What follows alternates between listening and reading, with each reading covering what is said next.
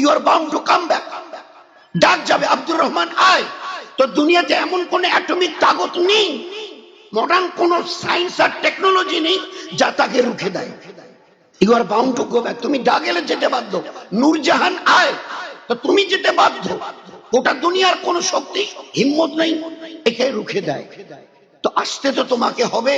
এই জীবনটা বড় দয়া করে দিয়েছি, একে কাজে লাগাও। জীবনটাকে কাজে লাগাও। ঈমান কাকে বলে বুঝে নাও, নেক আমাল আর ইবাদত কাকে বলে বুঝে নাও। এটাকে বুঝে জীবনটাকে তৈরি করো।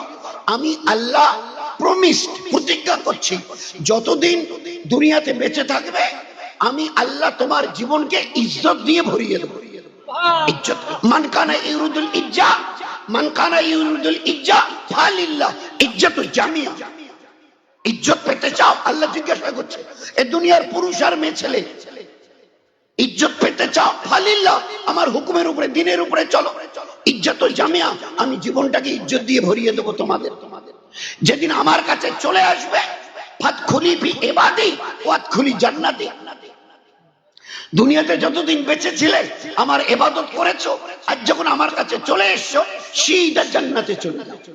তো দুনিয়ায় যতদিন থাকবো ইজ্জত পাবো, দুনিয়া থেকে যেদিন চলে যাব ওখানে যাওয়ার পরে জান্নাতে চলে যাব। তো আল্লাহ পাক একটা বড় কিমতি দামি আল্লাহ পাক হায়াত দিয়েছিল, এটাকে কাজে লাগাবার জন্য, কাজে লাগাবার জন্য। আল্লাহ আমাদের মাফ করুক যে তার এই দিনটা আজ পর্যন্ত এখন আমাদের বোঝা হয়নি।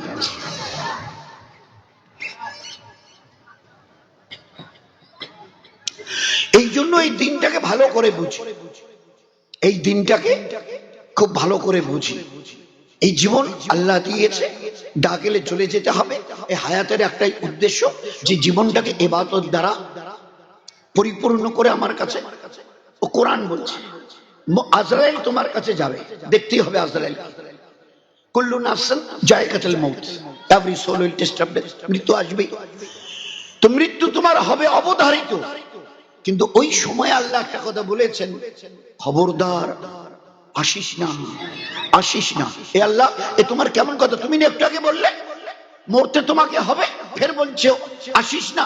বলে হ্যাঁ, কথাটা শেষ করতে দাও।